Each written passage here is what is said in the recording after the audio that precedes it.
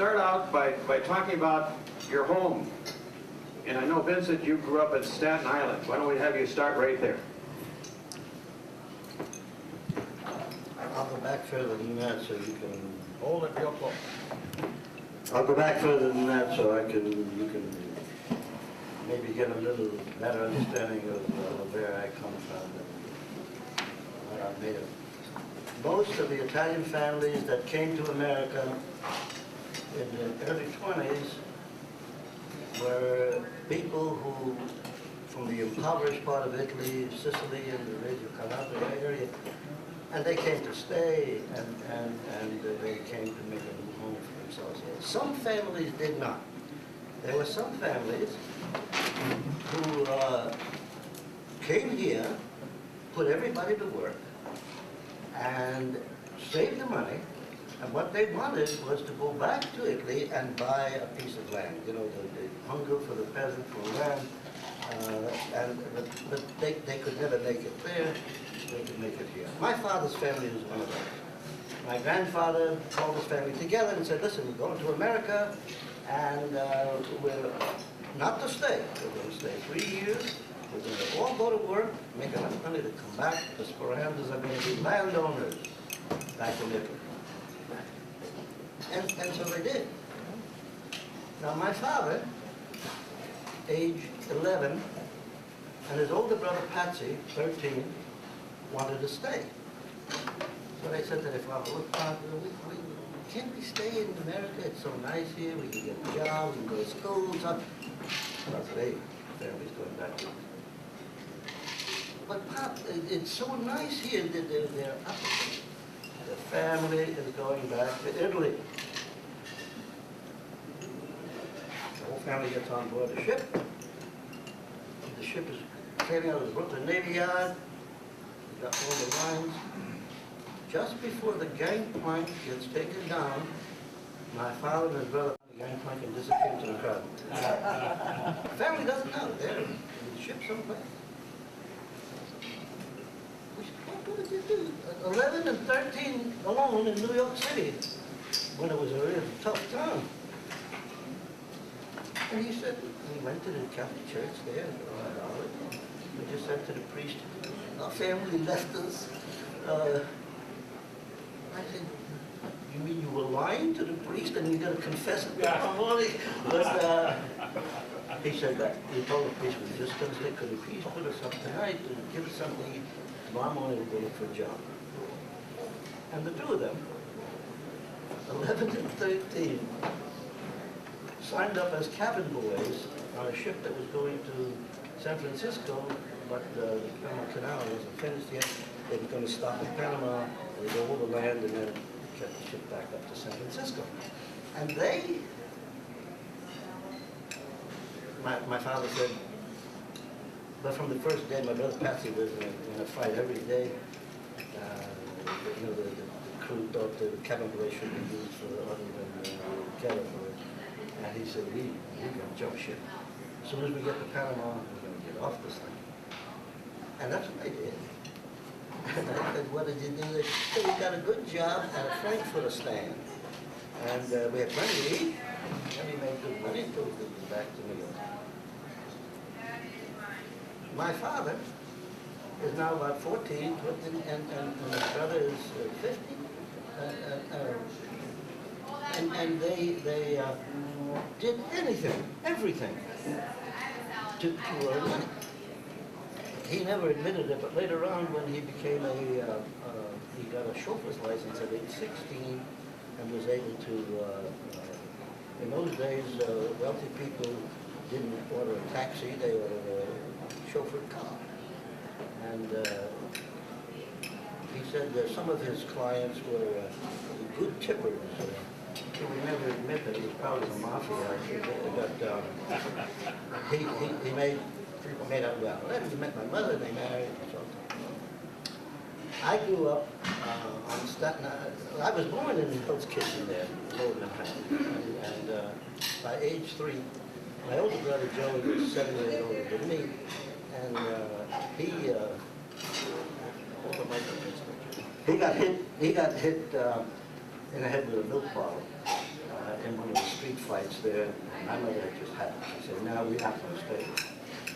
And she had, my grandmother had a house on Staten Island with the rooms upstairs, and so we moved to Staten Island. And growing up there was something entirely different from growing up in the rest of New York City. Staten Island, all the roads weren't paved, and there was a brook alongside our house. And so I grew up more like a country kid, hunting, fishing, and so on. Not the big game, but it was the middle of the Depression. Everybody was poor. The people who say, "Oh, how terrible it must have been," I had a wonderful childhood. I don't think about anybody else. Nobody could lord it over anybody else because nobody had anything. My father had a job.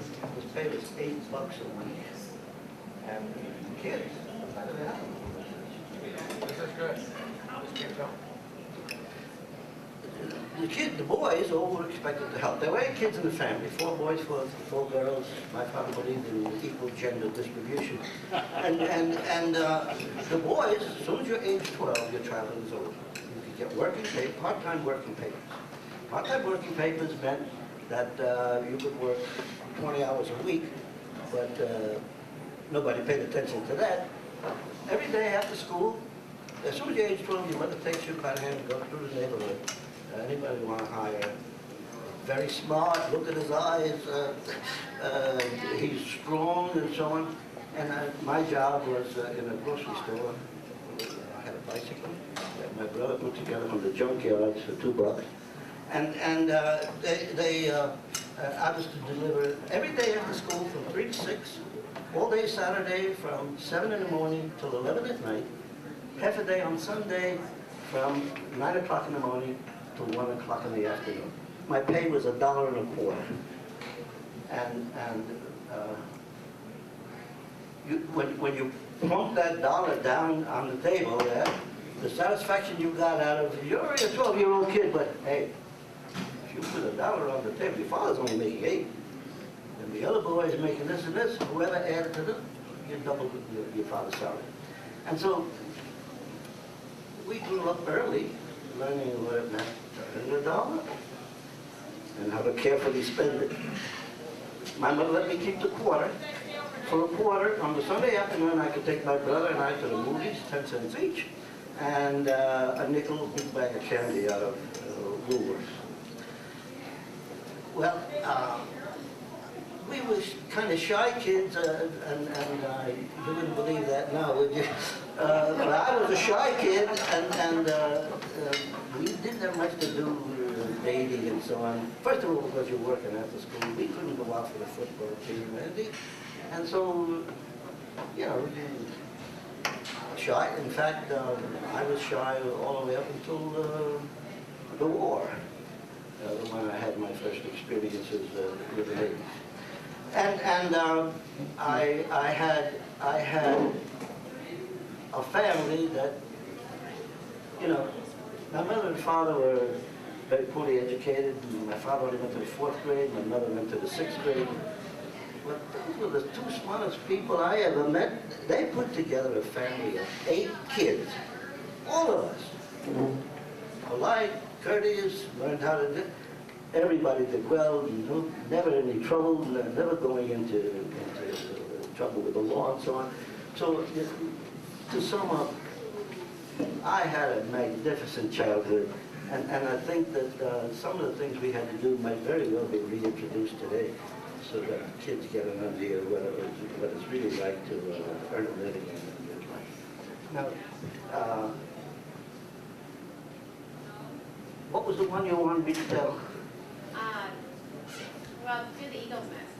The what? The Eagle's Nest. Let's join the army. Yeah. Let's join the army first. Okay.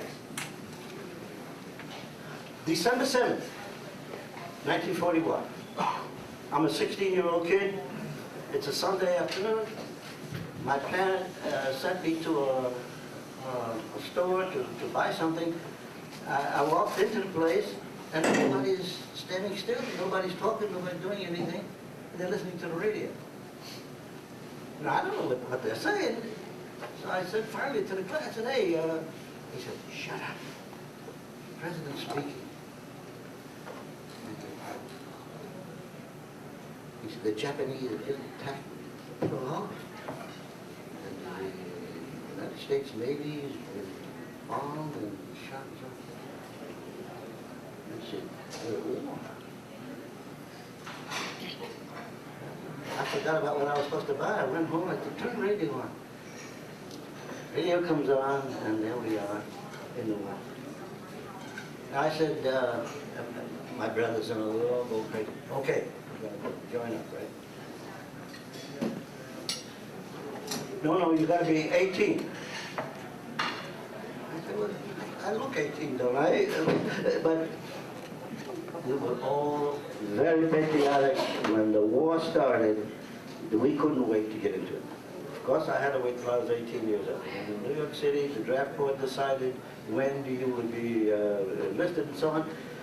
And as soon as you get into the Army, they give you a battery of tests. And an officer sits down with you afterwards and says, hey, Speranza, you did 99 on the mechanical aptitude test. Do you like tanks? I said, yeah. And he said, hey, in radio signals, he said, you like radio? I said, yeah. And he said, and you know what he said in the mathematical, he takes a big stamp infantry. Okay, if you want to get into the fight, that's where you got to go anyway. And I couldn't wait. Get down to Fort Benning, Georgia, and take the infantry training, 18 weeks and so on. And then they give you a furlough, you come back for advanced weapons training, and this and so on. We're raring to go. The training was magnificent. They sent me to an outfit in Fort Jackson, South Carolina, the 87th Infantry. I said, all right, now we're going to get into the fight.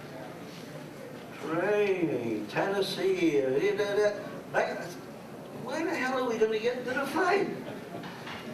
One day they told us all, get out there and sit down, there's going to be a demonstration.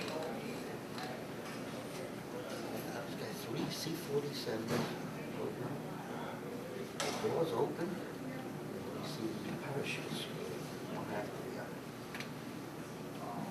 Guys, looking like this. This is my 70-year-old outfit. Jump down, get down on the ground, roll over, pick up the chute, put it in the thing, flip it on the back, double time out to where we are, stand at attention. Beautiful guys with silver wings and shiny, shiny jump boots and looking, everybody looking clear and deep. Listen, you know what they call a speechless Italian armless?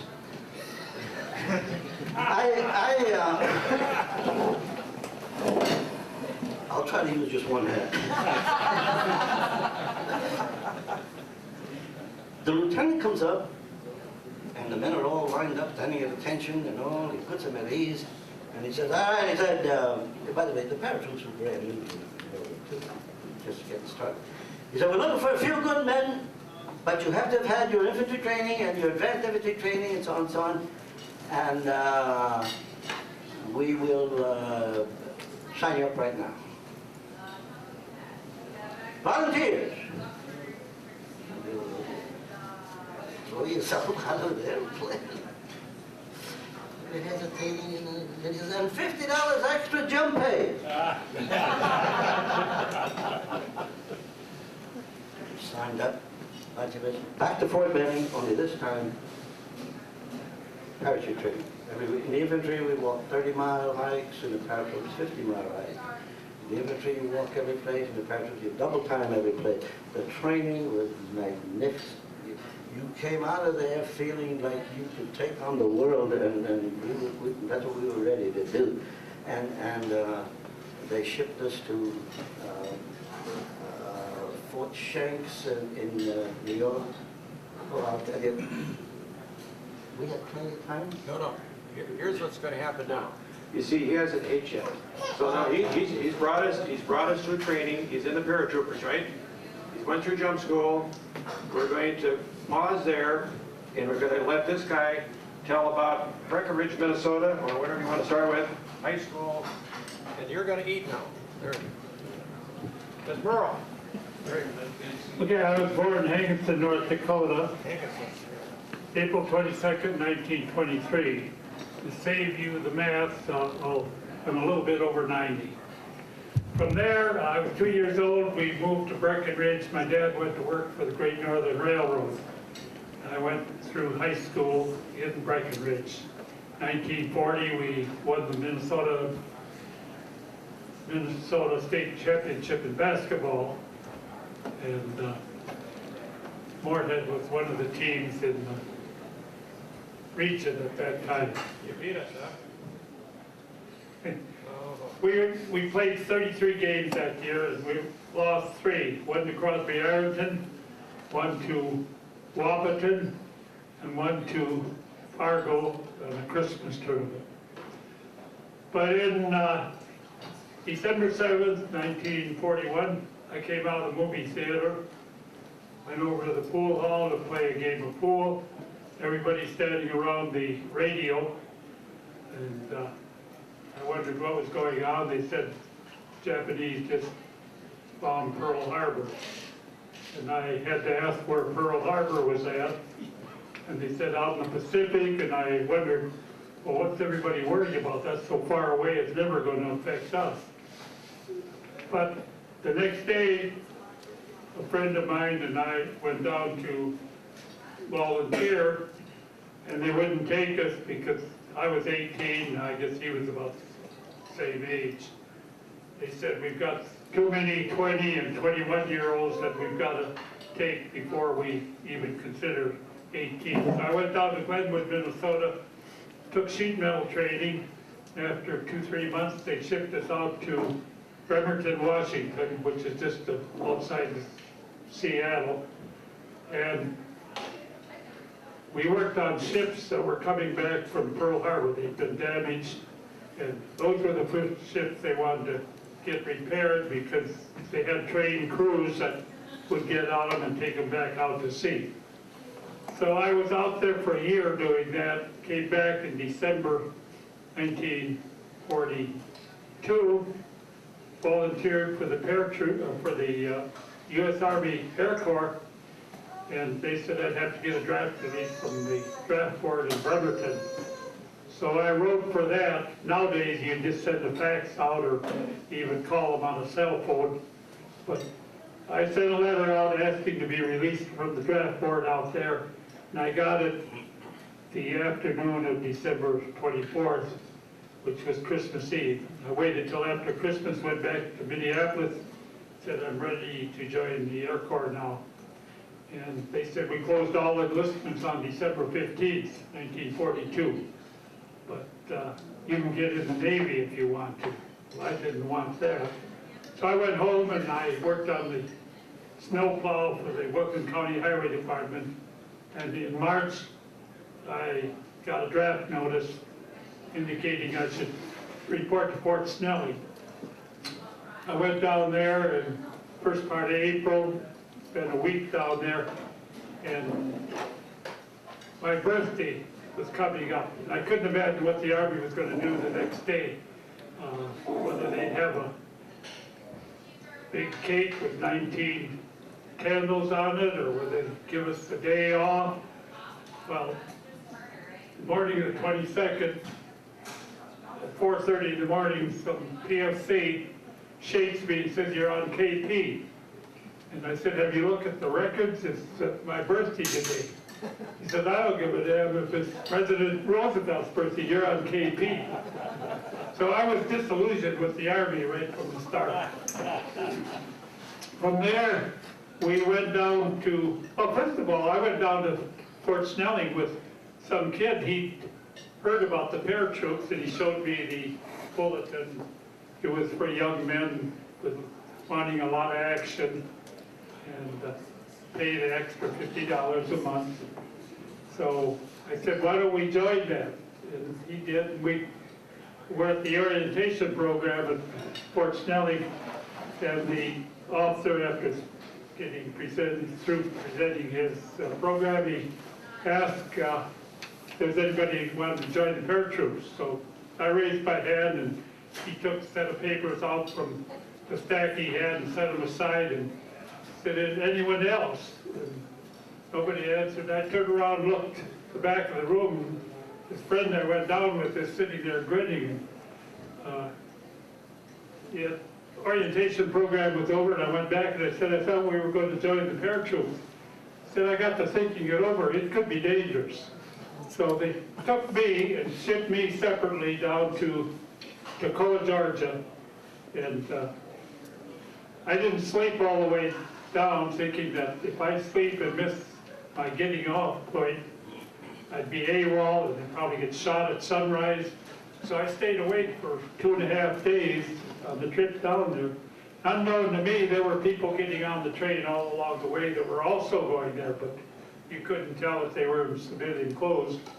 We got down there, and from there we were shipped over to Camp McCall, which is in North Carolina. Spent our basic training there. Then was shipped to Fort Benning, had 3 weeks of jump school. And of course, the guys that had already jumped, they told you all kinds of scary stories. And one of the stories was this fellow that had jumped, his chute hadn't opened, and he's falling. And as he was going down, there's a little old lady coming up, and he says to her, "Do you know anything about parachuting?" She said, "No." "Do you know anything about gas stoves?" And for 5 days, and you had to complete 5 jumps to get qualified. Those kind of stories were told every day. From jump school, we went back to Camp McCall, spent another few months there training, and then in January, we shipped to Camp Forest in Tennessee for combat training. And I was in the 17th Airborne at this time. There was a new division they were forming. But while we were in Tennessee, Angio in Italy was going on. Both sides were losing so many men that the U.S. was trying to get replacements for the men at Angio wherever they could find them.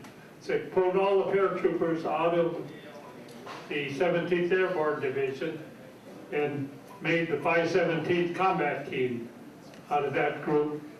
And we were left May 17th from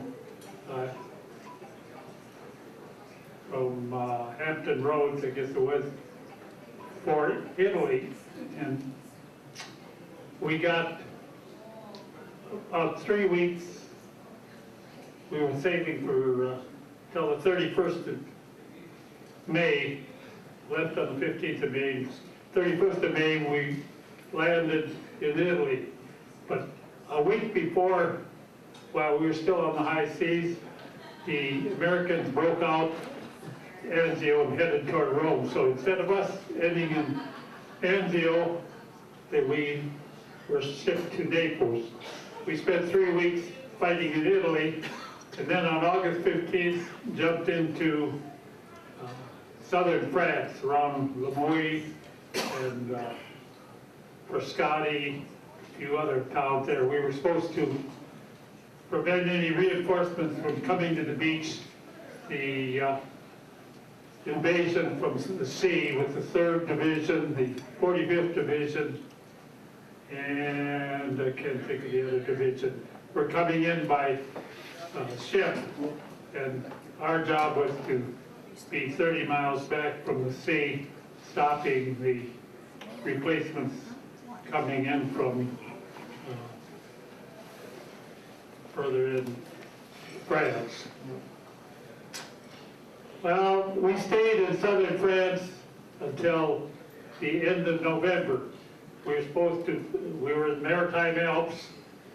The invading infantry that had come in by ship were going up the Rhone Valley to meet up with the Normandy force.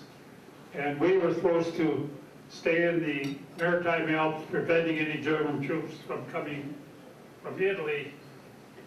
And it was to prevent the flank of the group going up the Rhone Valley. Well, then on November 30th, we headed up to Marmolon-le-Grand in northern France. The 82nd and 101st coming back from Holland. And we were supposed to spend the winter there, and so was the 82nd and 101st, get replacements and get new clothing and new equipment. Well, everybody thought the war would be over by Christmas, so there was no big rush to do anything. We thought we'd be there all winter long. What year was this now? 1944. 1944. Can we stop right there? Sure. Okay, we're in December 1944 with Merle now. And we're going to go back. Now, this guy has just completed paratrooper training, and you're going to pick it up from there. Folks, in my day, a stick of paratroopers was 18 men. The C-47 had 2 sticks, 18 men on each side. And that stick was pretty much your team, the guys that you were with Bunter.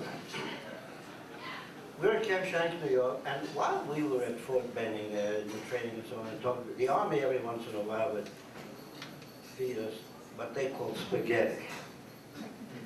And I used to complain and holler, and I used to say to the guys, listen, you call this spaghetti, if we ever get anywhere near New York, I'll take you home to my house and let you taste some real spaghetti. And, you know, talk.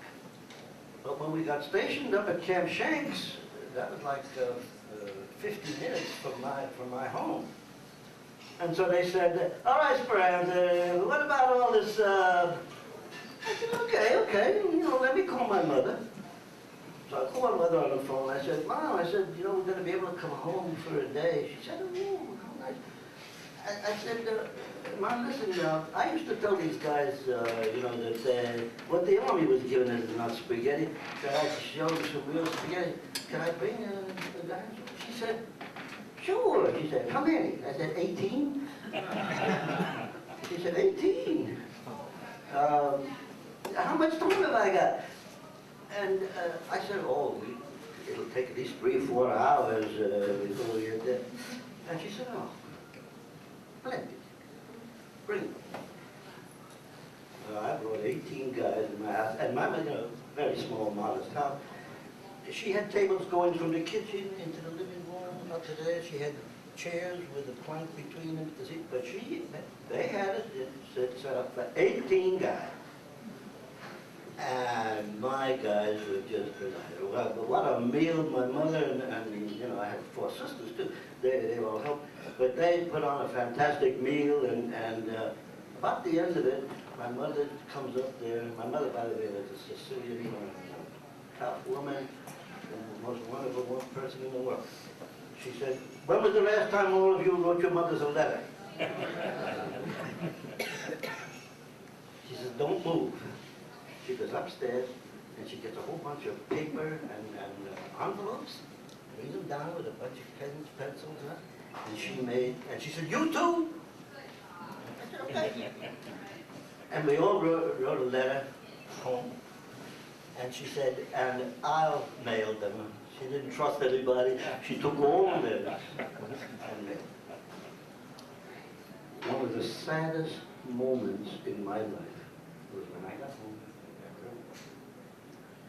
And my mother said, Vinny, all those nice boys, those that you brought home that night, how many of them made it?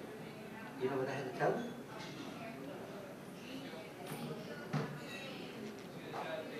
I choked even saying it to her, because she so admired all these nice young guys from all of the parts of the country and so on. But, okay, I went overseas on the Queen Mary. What an adventure that was. The Queen Mary had been converted to a troop ship, and it had little compartments that were designed for, you know, 2 people when you get a room on a ship, on a cruise. And they had 15 bunks in that little room. The 3 walls had, you know, the pipe bunk with the canvas laced to it. 1, 2, 3, 4, 5. On this wall, 5 on this wall, 5 on this wall, and there's the door to the bathroom. But 30 guys were assigned to the room. So 30 men's gear is in there, 15 sleep on deck, and then the next night you switch, back and forth. The problem was, there was only this much space between the bunks, and if you got a fat tub, right there, his face, canvas was in your face, and you had to holler and argue all the time. Hey, listen, you're heavier than I am. You sleep down here. Let me sleep up there. But the challenge was to get fed. And we got 11,000 troops on the ship, plus 1,000 British crew.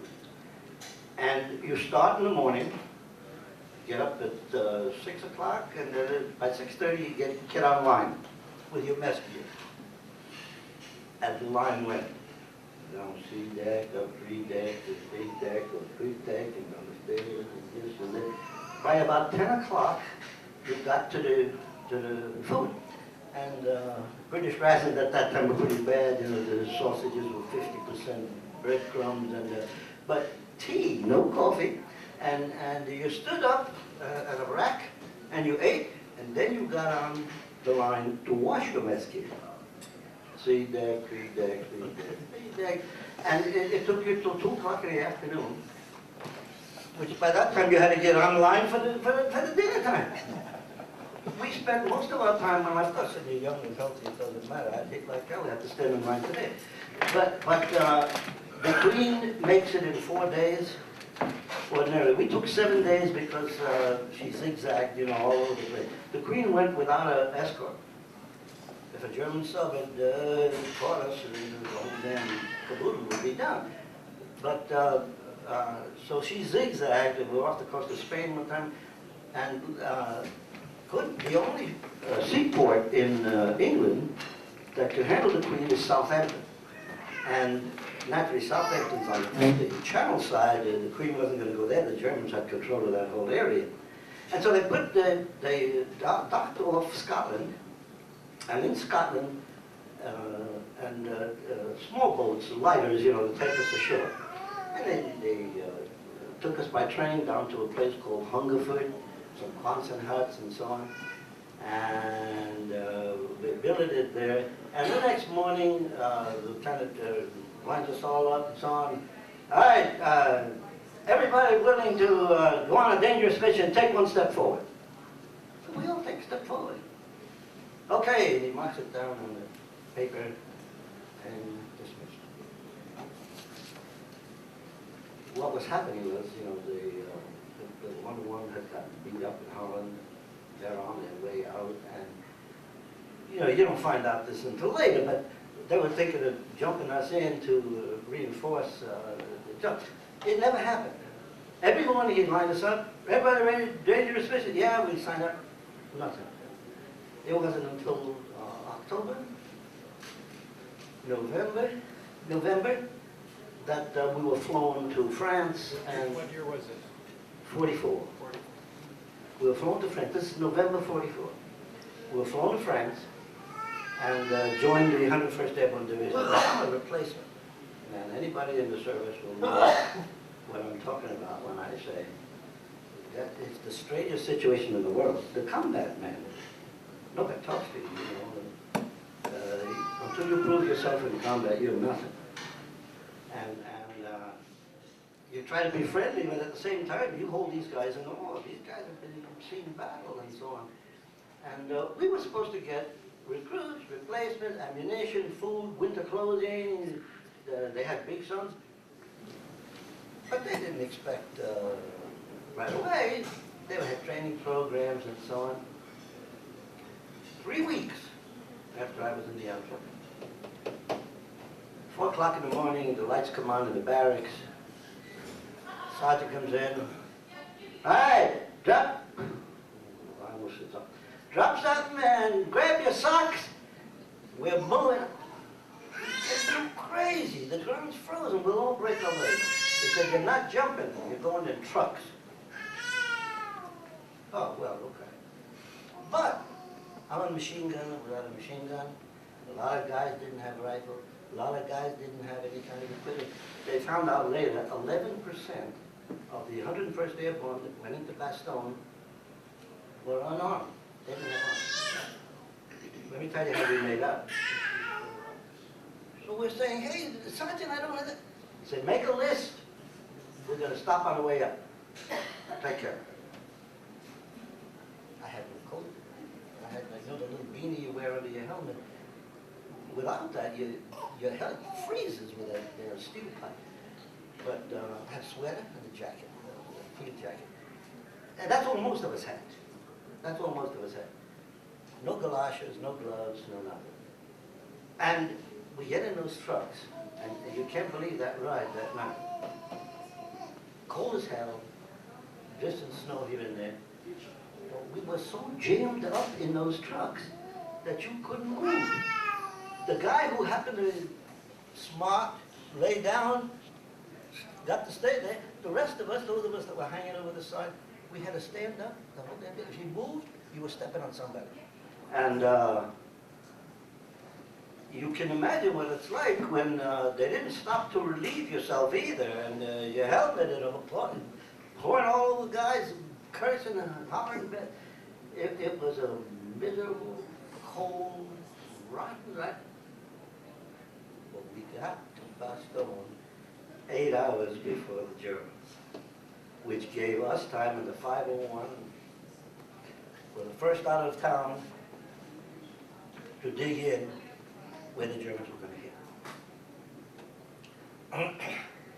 The guys that had gotten beaten, you know, if you know the story of the Battle of the Bulge, 25 German divisions came out of Germany, and they hit 3 of our divisions, the infantry outfits that tried to hold it, but they were green troops, and some of them were hired troops and so on, and the Germans went right through them. And so they were all leaving Bastogne. You know, we thought it was crazy. Hey, the fight's up here, and these guys are all pulling back, but they were ordered back, and only the 101st. We just go up to the guy and say, hey, you're going back, you don't need this. I took the rifle right off his shoulder. And, hey man, you got any grenades there? You don't need it to take a grenade. I got a machine gun, one of the M50s, and I got 2 belts of ammunition. A lot of the guys got a rifle. We were looking for codes and everything, but they didn't have anything either. When the battle actually started, most of us did have something to shoot with. And, you know, I remember distinctly before we got there, I had a trench knife in my boot. And when we were walking into town, the lieutenant says, all right, 5 yards apart now, and watch out for snipers. I said, Lieutenant, what am I supposed to do? I got a gun. He said, could complain this for hands. He pulls out his 45, shows me the back. He's got no clip in there. He didn't have anything but an empty 45. But we scrounged around, and by the time the battle started, we had some things. Now the artillery boys, they were in bad shape. They didn't have much ammunition, and like he was describing to you, the Germans were hitting on all sides, and they had to be pushed back. What McAuliffe did is he formed a mobile force of artillery boys, and the 705 tank destroyer battalion was in there with us, and so on. And so wherever they hit, he had this mobile force hit it. So, like he said, the Germans never really hit us all at once at the same time. If they would have, we'd have been in bad shape. But, you know, I don't want to go into the blood and guts thing, but it was cold, it was miserable, the food was, it was nutritious, but it left something to be desired about your physical health. And we had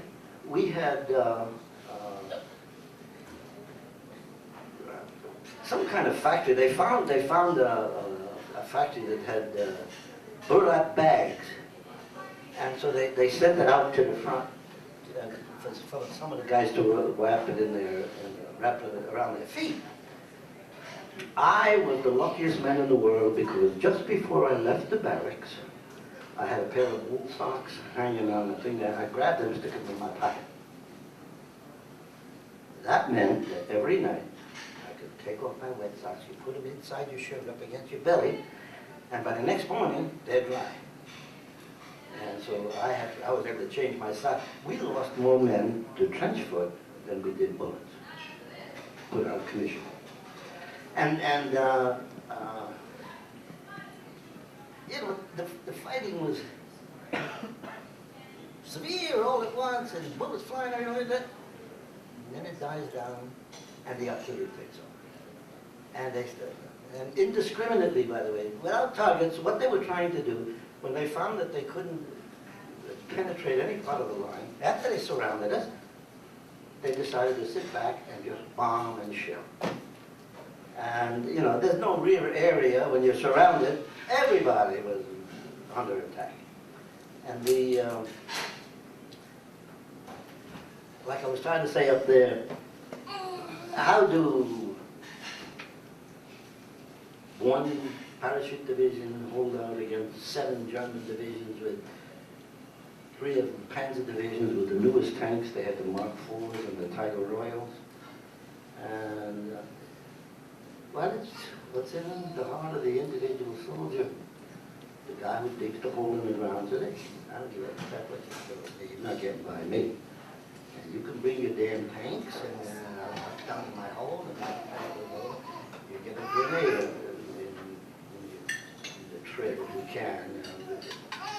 But no matter what they did, they never set 1 foot in that town. We lost a lot of people from bombs and shells and The town is what now? Bastogne? Bastogne. Okay. And we were running it was getting real bad. The artillery boys were told they had 2 shells a day that they could fire, and if the Germans had attacked in force on the 23rd, they might have penetrated, whatever it was. The 23rd, for the first time, the sun came out. The sky turned blue. You know, we were hollering all the while. The Germans are bombing us every night. Why the hell are they flying and the Americans aren't flying? Where are our planes? Well, the weather over England was impossible. That's why they didn't attack. And so, on the 23rd, the sun came up. We looked, we see his shadow. Oh my God. And 3rd December, is it? December. December 23rd, 44. Oh, December 23rd. And all of a sudden, 6 P-47 Thunderbolts. I'll never forget this scene. The nacelles on the planes were painted red, yellow, blue, red, yellow, blue. They came out, and they started diving down all around us. We jumped out of the foxhole and yeah, give it to them. It's this big shell. We were just like kids at Christmas, watching these things dive. Blue smoke comes, black smoke comes up, dive down, strafe all around, and we're going, yeah, yeah. And then the C-47s, 134 we found out. Right after that pattern broke through, and we resupplied, we said, boy, now, we're going back to a nice camp where it's warm, we're going to sleep in the room and in the bed. Well, they decided that the 101st and the 82nd were going to be the spearhead to kicking the Germans back into the rest of the way into Germany. And we said, don't you think we ought to have a little rest or something in between? Okay, I think at that we're going to give you just a little... Give you a little rest, and we're gonna pick it up, and we were talking December 44, we left off at Merle. You pick it up from there. Vince is dragging out this war, and I know we've got to get ready for the Korean War, so I'll try to speed it up. From Bastogne, we went, at the end of January, we went to Alsace-Lorraine, spent about a month there, came back in March to Bourmelon-le-Grand, where Eisenhower presented the presidential citation to the division. From there, on April 1st, we went over to the Rhine River to a little town called Neuss, which is just across the river from Dusseldorf. There, I was assigned the mission to go up on top of a 12-story elevator on the Rhine River to try to locate a German 240 millimeter gun rounds at night, and then that would be it. Another fellow and I went to the top of this elevator along the river and had an aiming circle where this took an azimuth to the flash of the gun, and had a stopwatch where we timed it from the time we saw the flash till we saw the heard the shell go over, and then take that information down, and the next morning the Air Corps would try to locate that gun. Well, when the war opened up and was the Germans, 325,000 surrendered there, they found out this big railroad gun was right near a railroad tunnel, and it would wheel out, fire 2-3 rounds, and wheel back in. That was the reason we never located it during the nighttime, or by aerial observation during the day. On April 25th or so, we started south, and along the Autobahn, we got as far south as Munich, and the war ended. We continued on down to Berchtesgaden and Bad Reichenhall, some of the other places down there, and we're in the, everybody was building it in a chalet and did nothing but fish and hunt for about 6 weeks. Then came back to Eppenau, France, and from there went into Berlin on occupation duty and left for home from Le Havre on December 2nd and landed in New York City December 15th. From there, went to Camp McCoy, got discharged, came home Christmas morning, 1945. Spent about 2 weeks in Breckenridge, went out to my old job in Bremerton, Washington, had the same supervisor out there that I'd had before I went into service, and he was complaining. He said if the war would have only lasted another 6 months, I could have had my house paid for. And another lady at home was telling me, well, I'm so happy this war is over, now maybe we can get butter again. Well, you know, you're a little disturbed to see that that was the attitude, and I know that wasn't the general attitude, but those are the people that you resented, to think that that's all the war meant to them. They couldn't lose their overtime pay now and couldn't get their butter before, now they'd be able to do that again. I got married, came home in July 4th, 1946, enrolled at NDSU. That fall, school started October 1st. Because of the polio scare, they thought crowds during the summer were responsible for polio, so they started school late in the fall. And then graduated from there in '49. I went through the summers, went out to Bismarck, went to work for the Bureau of Reclamation, handling power coming out of Garrison Dam. And one of the early assignments was to come over to Fargo, locate a substation site that would not ever bother the city of Fargo as far as development. Came over, went south of the boulder a few blocks, then went west on gravel roads and picked out a substation site. We bought it for $50 an acre, and now that site is sitting at 45th Street and 32nd Avenue, and they're building all the way around it. So it has had some effect on Fargo, which was one of the requirements. Don't ever pick a site that will bother the city of Fargo.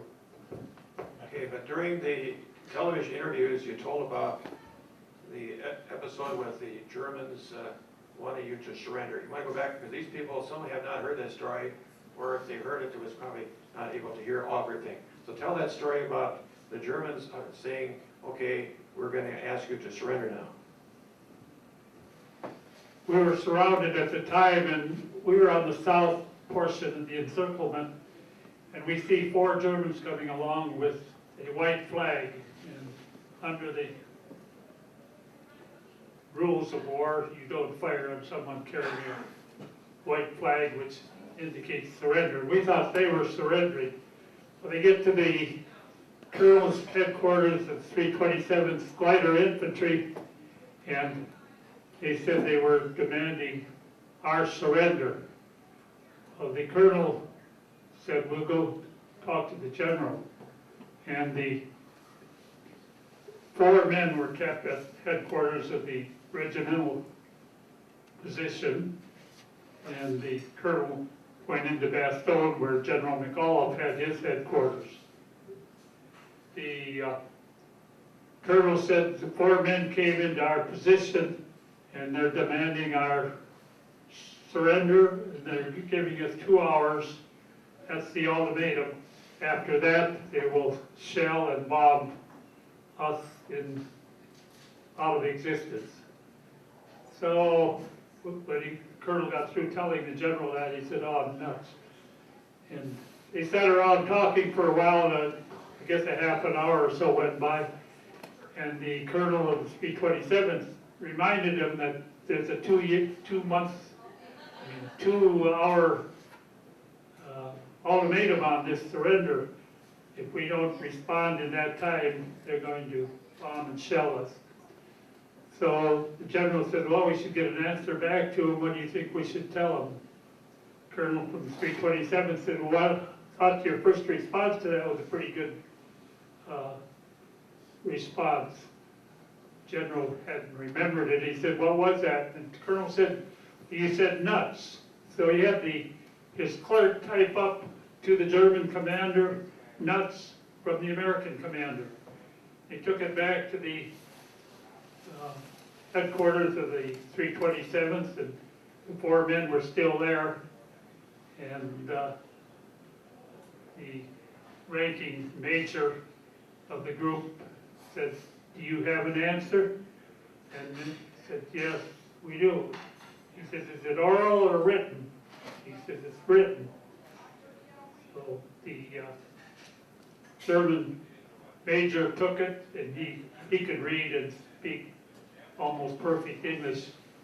He read it, and it said nuts, and he said, what is nuts?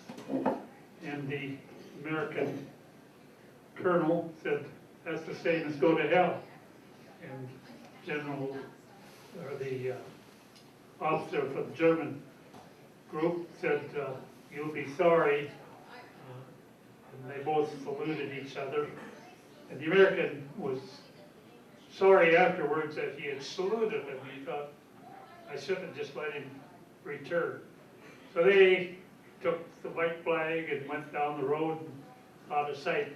We never did get shelled or bombed after that, but I don't know if it was just a threat or they didn't have the ammunition or what. But, that was the end of that little episode. But the words then became famous. I've seen them posted out here, the West Acres, and I've seen Fargo South. There's a wall that's got this message on there. And also the Christmas Eve greetings we got from General McAuliffe that year. So someone makes a little comment like nuts, and suddenly it becomes world famous. Okay, now, there was an actual request, there's something about Eagle Nest, and you want to tell that story now? We're ready for some more of that Italian stuff. Huh? If I don't tell the story about the scotch, my Yeah, we got to talk about this bottle that's sitting here.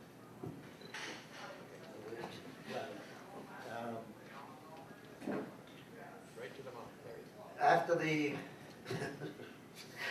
after the breakout from Bastogne, we were still getting very heavy fighting around a town called Houffalize. It's where I got hit, and I was flown, because there was a piece of shrapnel close to my brain, I was flown to England to be operated on, so, but they found it was not touching the brain, there was no problem, they just pulled it right. Now, while I'm sitting there, by the way, clean sheets, bed, and food that wasn't greasy and heated, and the nurse comes in and she says, I'm about ready for discharge. She says, you know, there's one of your bad boy Yanks down on the second floor there, and I said, what's his name? She said, Joe. I said, Joe Willis? She said, yeah.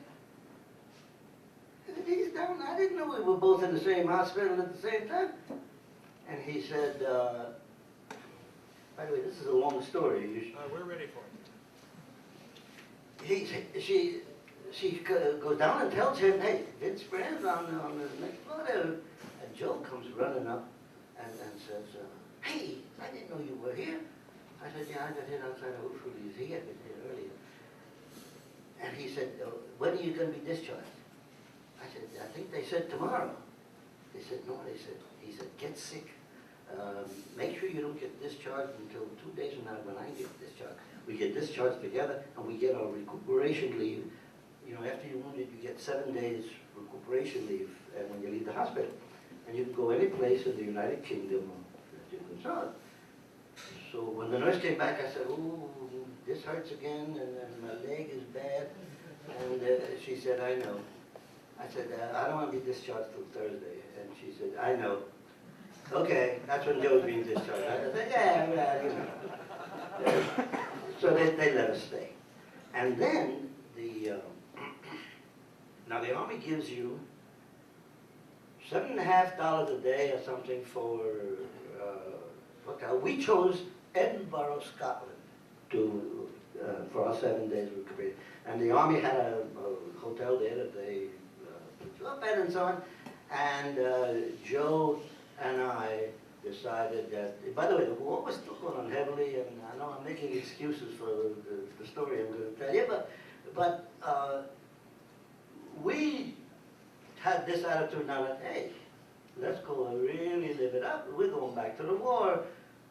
And so when they gave us our pay, our back pay, we, at that time on the black market there in London, you could get 3-to-1 for American money, 2-to-1 for British money. French money wasn't worth anything.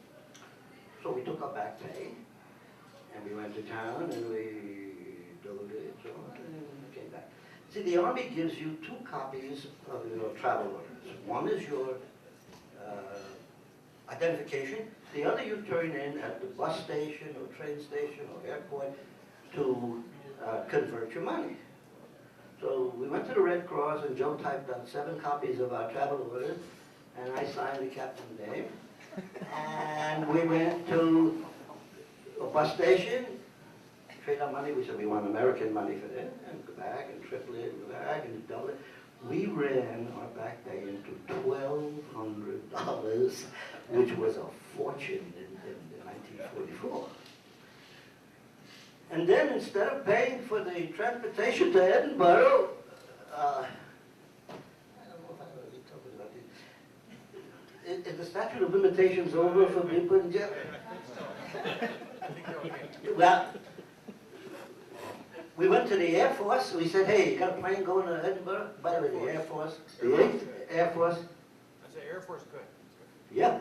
The Air Force couldn't do enough for us. You know, they screwed up in Normandy. And they scattered our people all over the place. I'm sorry. But in Holland, picture perfect. They did everything right. And so when we said, you got a plane, they said, where do you want to go? We said, Edinburgh. They said, absolutely. So we saved the transportation money. When we got to Edinburgh, instead of going to the hotel, we went to the Red Cross, 50 cents a night. We saved $7.50 a day that the Army gave us. Now, we had this nice room at the Red Cross, and a nice Red Cross lady taking care of the room. And Joe said, "Rap."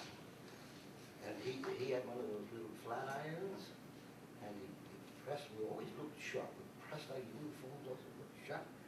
And Joe said, "Well, now we gotta go find something to drink." I said, "Yeah." But hey, wartime Europe. None of the bars would sell us a bottle, and even at the bars you were rationing. You know, the officers got a liquor ration, the enlisted men did not. And so we went all over the place trying to buy a bottle somewhere. No such thing. But one of them said to us, "You know," she said, "the Johnny Walker factory is right down on the River Clyde on the other side of Edinburgh." Wow. We said, "Really?"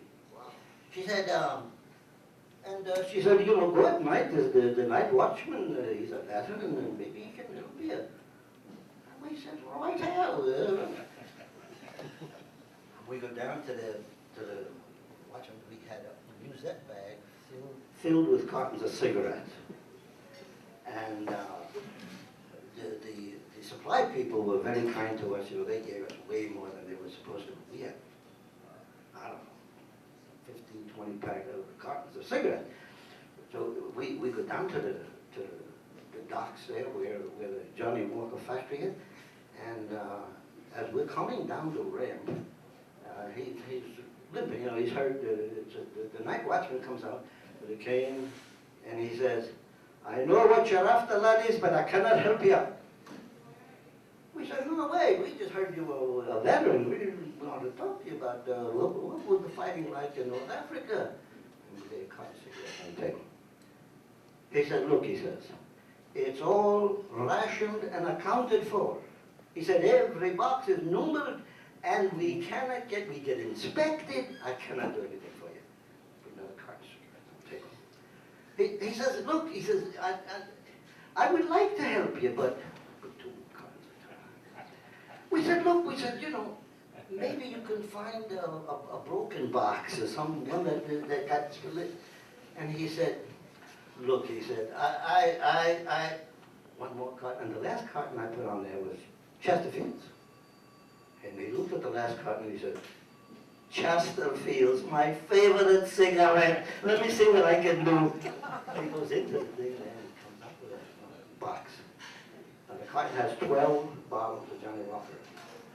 So he opens it up and starts to take a bottle out. We said, "Oh, my, really?" He said, "It's better if the whole thing is missing." So we took the box, put a couple more cartons of cigarettes on the table, and we walked out. We had 12 bottles of gold. That in 1944, that was gold.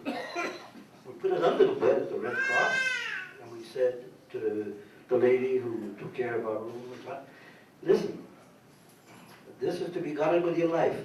No one is to look under the bed or search the bed or so on. Understand?" "Yeah." And Joe says, "Now we need some transportation." I said, "Yeah, let's go buy a car." So we went out to the field. He had 3 wrecks on the thing there, and he said only one of them was running. And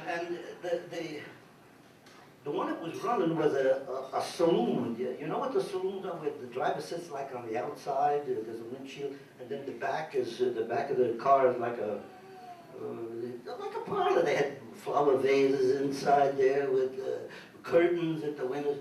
We said, "That's running, we'll take it. How much?" He said, "It's 400 pounds, laddie." He said, "But look, I don't want to sell it to you. You don't have any ration coupons for petrol. How would you feed it?" I said, "What would be the sense of buying a car? We can't get gasoline for it." So we said, "Okay, let's go back." And we said, the taxi driver, "Come here. How much you make a week?" "Oh, I pulled down about 2 quid. I said, "You're full of crap. You're lucky if you make $1. We're going to give you 10. You just have your cab out here day and night in front of us." "Oh, right-o, Yank, right-o." So now we had whiskey, we had transportation, and we got ready to go on the town. And we had 5 of the most glorious days you'll ever think about it. we go to a dance hall and put a bottle of Johnny Walker on in the middle of the table. And all eyes focus on it. And we just pick out, let's see, the two prettiest little girls. Hey, would you like to go and have a drink? And they come over and we'd have a party, and if we're running low, we'd send the taxi guy, but go back to the room, tell Alice the word is Klondike Blue. If you say Klondike Blue, she'll give you a bottle. We had a password, and we bring another bottle. So, this one, we're having a nice party, and we're getting feeling good, and Joe says to me, I wonder if it's true, what do the Scotsmen wear under their kilt? I said, I don't know. He said, why don't you go find out? I said, yeah.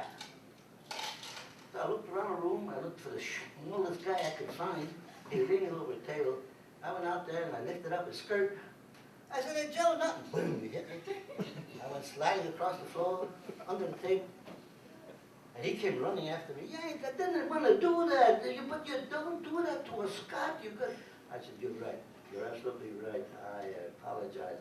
That's a terrible thing for me to do. I said, come have a drink with us. He said, Johnny Walker, is it? So he sat and had a drink. One of his buddies over there, a big one, come over and he said, Yankee said, if I tell you a good story, do I get a drink? We said, yeah.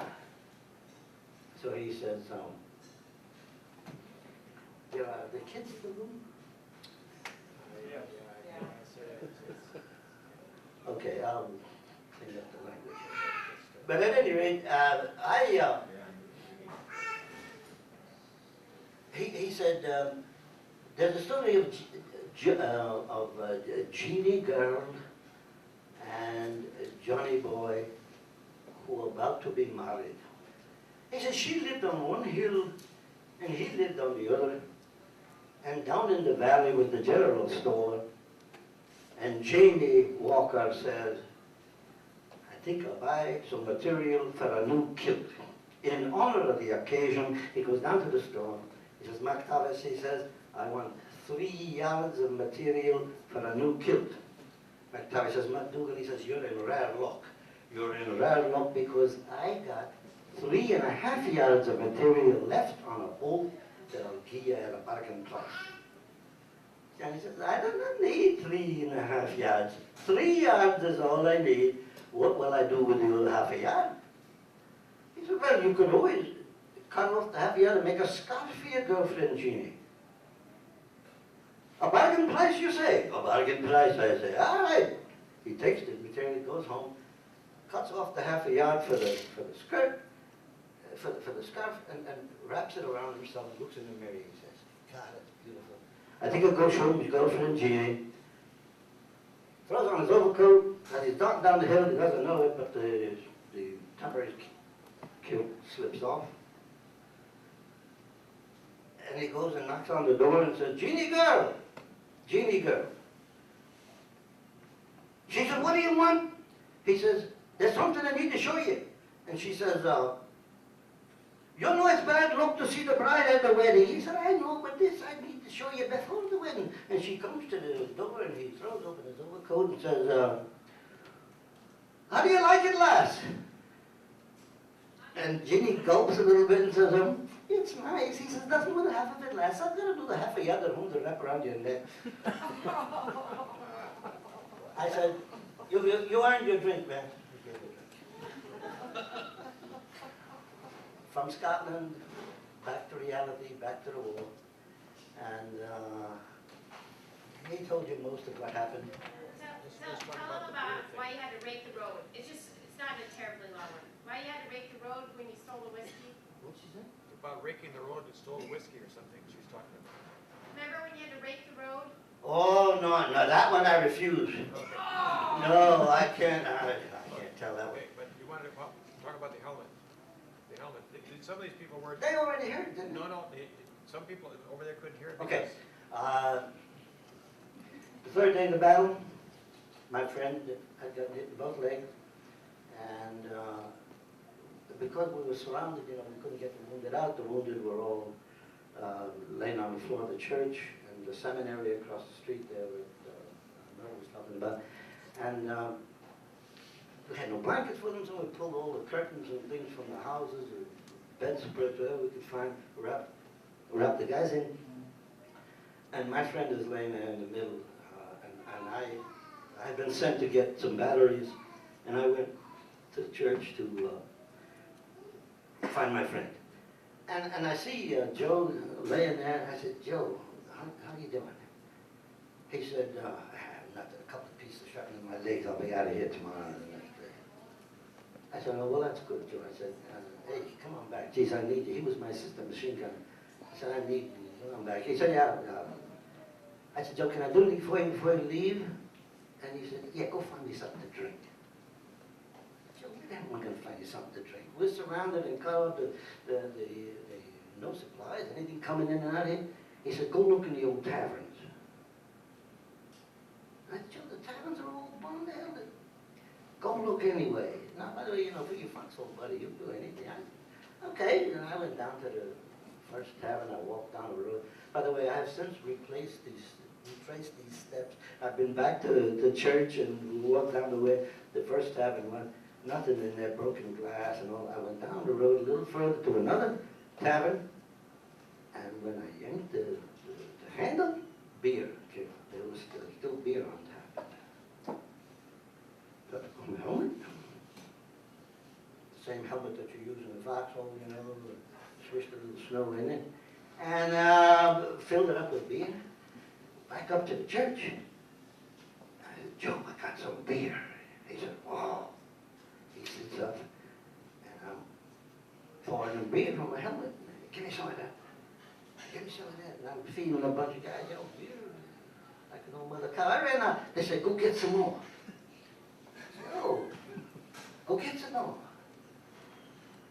I go down to the tavern, fill up the helmet again, come running back to the church.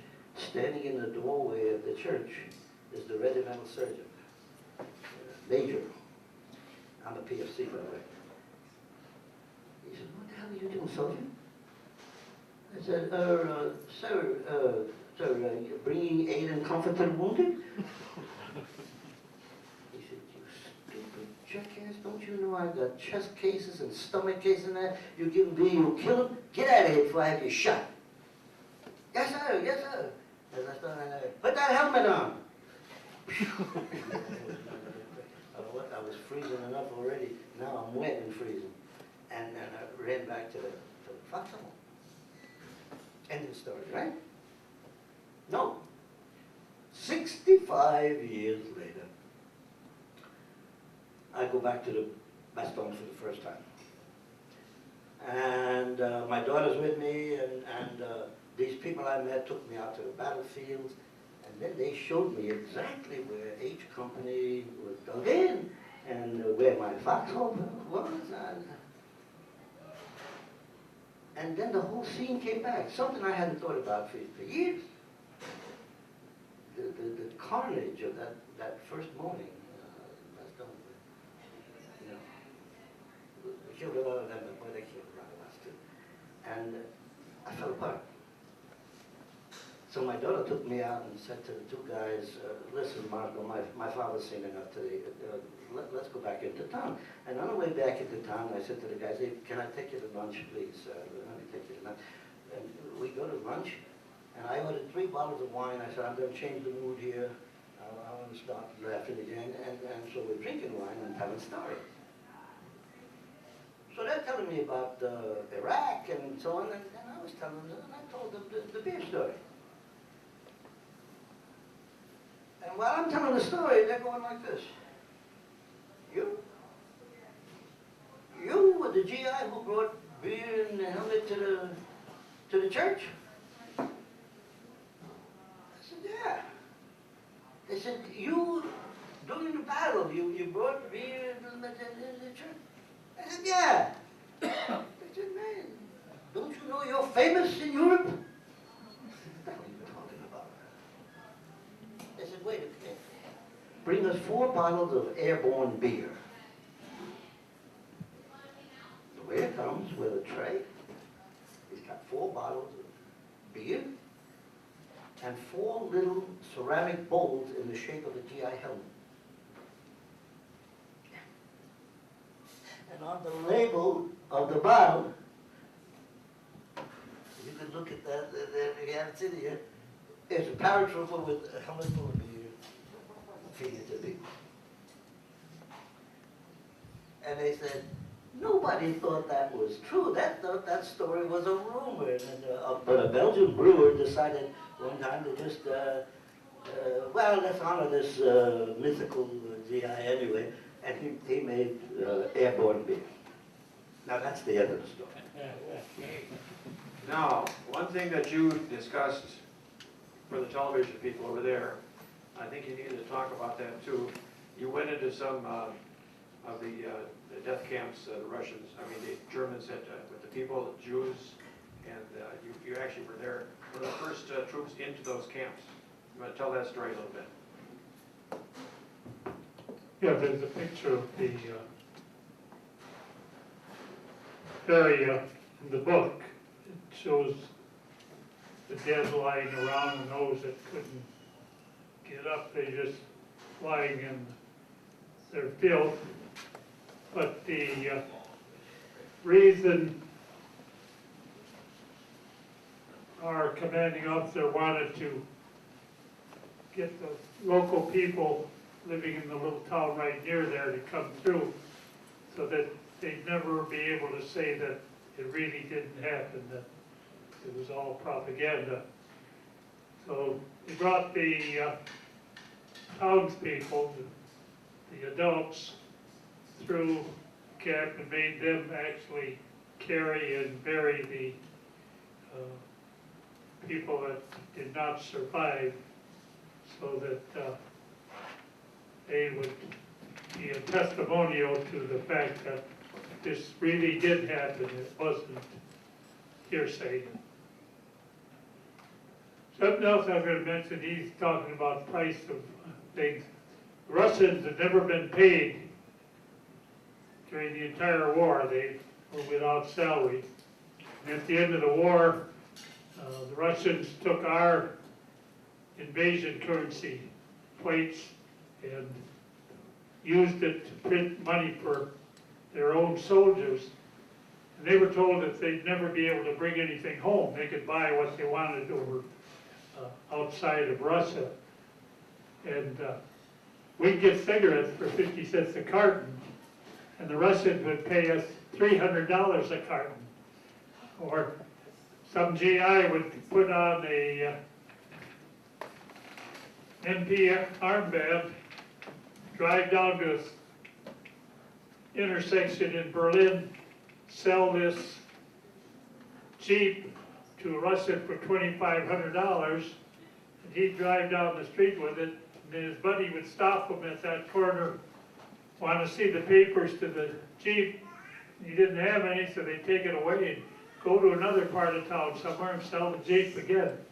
But these Russians came in to the Tiergarten, which is the black market area down in Berlin, with satchels full of brand new bills, all bundled up in little packets. And the guys that would go on 3-day passes to Antwerp and other places would come back with Mickey Mouse watches or cheap $10 watches, sell them to the Russian for $1,000.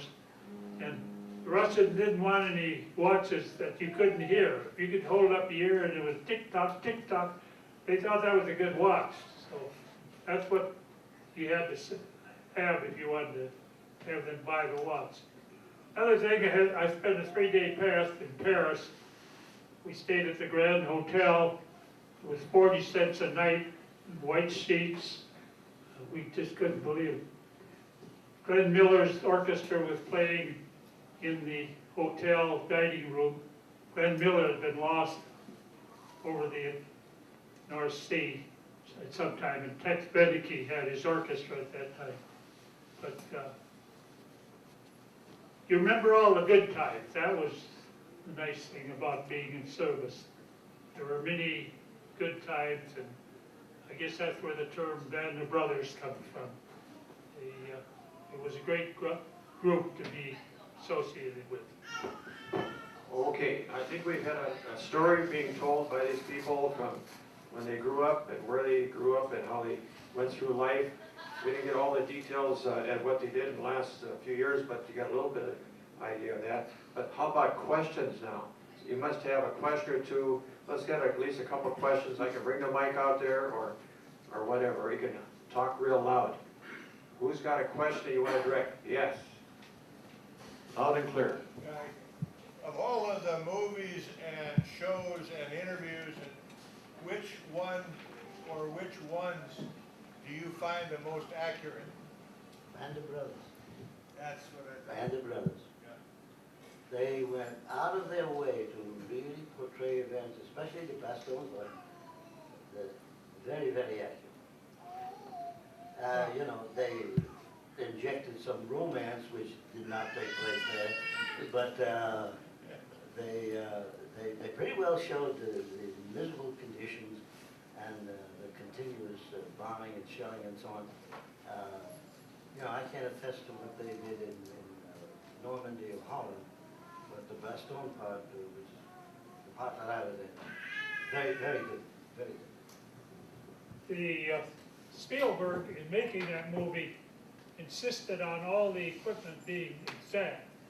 And one thing they had to do is get the Corcoran Boot Company to go back and make original boots to the original specifications that they made for the It's paratroops. a Cochrane jump boot. And my wife knew a major down in Fort Bragg, and she somehow knew where there were some boots left over after they made the movie.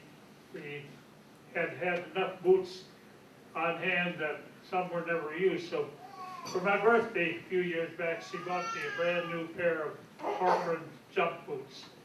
And I treasure those because you just don't have them anymore. And you get on the internet, they're just for a jump jacket, they're offering $1,000 now if it's an original from World War II. But I wore mine that summer of '46 out shocking, and I wore out the jump pants and the jump jacket there. It's amazing what the collectors are paying for some of this stuff now. Tell us about your books. You have 2 books, right? Give us a little. Well, basically, the same material, same war in both books. One has got less pictures. That one's got a lot of pictures in it. And I started thinking after this one was printed that I had forgotten to say this, I'd forgotten to say that. So then I went in and took a lot of the pictures out and put more narrative in this book. And I still think of things every day that I should have put in. You know, when you're 90 years old, you're starting to lose it. And there's a lot of things I couldn't remember when I was writing this book, but I still know that I could write a third one on the same subject and probably come up with a lot of new material. Okay, you have a book that's underway. Tell us about your book. My book is not just a war book. The people that interviewed me the first time before I contemplated writing a book wanted to know about my early life, the events leading up to it. I told you some of them tonight. And so my book is the story of my life. The war part, of course, is a big part of it, but an awful lot of things have happened in the last 3 years, like meeting the Hansons over there and so on, that are in the book that have nothing to do with the war. Well, indirectly they do. When I first started going back to the battlefields and so on, I ran into all kinds of things Can I tell them one? Yeah. I told you I became a school teacher after the war. I taught American history for 20 years in the classroom. And I got an email in 2004 from one of my former students who said, Mr. Speranza, we're having a reunion in New York City, and we want you to come, you know. I said, sure, okay, I'll come. So when I get there now, these kids that I knew at age 18 when they graduated are now all 58 years old. They're all senior citizens, and you know, some I recognize, but most of them I didn't. So a guy comes up to me and says, Mr. Speranza, remember me, Buzz Altshuler? I said, give me a hint, Buzz, it's been 40 years. And he said, I was in your history class, he said, and he said, you remember when you used to bring that trunk in, when you showed us all the German helmets and gas masks? I said, oh yeah, I remember that. I used to do that for all the classes. He said, well, he said, Mr. Speranza, you inspired me. He said, I went to West Point. When I graduated from Curtis, I went to West Point.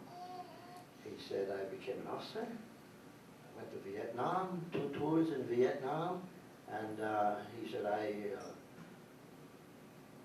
I'm still in. I said, you're still in? I said, where are you? He said, Fort Bragg. I said, oh, the 82nd. I said, what do you do there? He said, I'm the commanding general. He became a 3-star general. And he said, and I want you to come out here and talk to my young troopers and so on and so forth. I said, sure.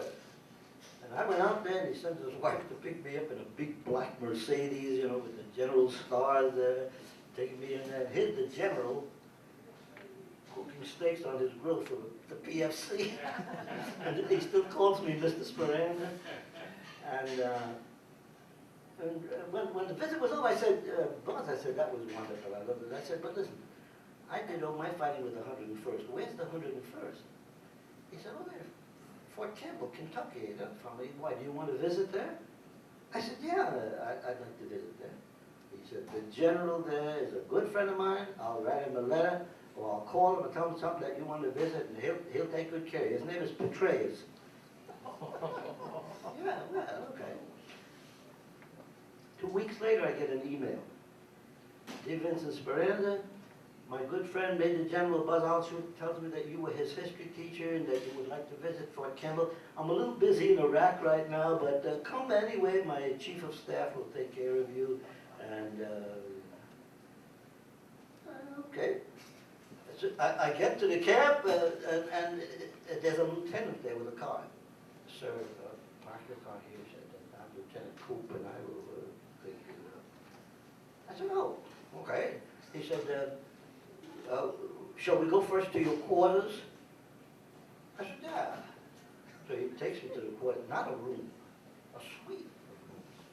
The bed has got the 4 posts, you know, with the canopy on top, the living room, there's no fancy television and so on. I said, yeah, that's pretty new. And then he says, where would you like to eat? The officer's mess or dinner? I said, nah, I want to eat with the enlisted men. And so they take me to like a dining hall. And that was not a regular enlisted man's dining hall, but because I was going to be there, they had enlisted men eating there. They treated me wonderfully, and then they take me to the training area. I have never been in a helicopter, and I watch all these young kids run up and get in a helicopter and, you know, rappel down to the ground there. I said, I was watching. I said, Lieutenant, will you let a civilian try that? And I said, well, listen, I said, you know, I'm in good shape. I could, no, he said, I could take you to the training area where the mock-up tower is. Okay, so we go to the training area, and it's a 60-foot, I think, wooden structure. There were 4 ropes going down, and there's a sergeant at each one of the ropes. And I said, well, you let me try that? He said, you in good shape? I said, oh, yes, I'm in good shape. There was more trouble climbing up the stairs. And I get up to the top of the stairs there, and the young sergeant up there says, sir, you've done this before, right? I said, no, I haven't, but you're going to show me, right? He said, yeah. Nothing to it. He wrap around the ropes around here, they put a helmet on, they put gloves on, and he said, you just kick off the stand and then pull the rope forward and act like a brake and come down. So I jump off and come down, and the lieutenant's taking pictures of all of this. The last picture they have of me on the bottom is going like this. He gets a phone call. Lieutenant Coop, you and Speranza report to my office. This is Colonel Laffenberger. I said, oh, holy jeez, he's going to get in trouble. I said, Lieutenant, listen, I insisted. I'll tell him. I insisted. You didn't want me to do it. We get into the office, and there's the colonel, 3, 4 other officers, majors are in it, and one female photographer. And as soon as we walked in the door, I said, sir, with respect, the lieutenant had, he said, just a minute. I said, but sir, the lieutenant did not, he said, wait a minute, I understand though that you went down the ropes. I said, yeah, but he would, he said, we think that makes you an honorary air assault soldier. And he pins a pair of air assault wings on my jacket.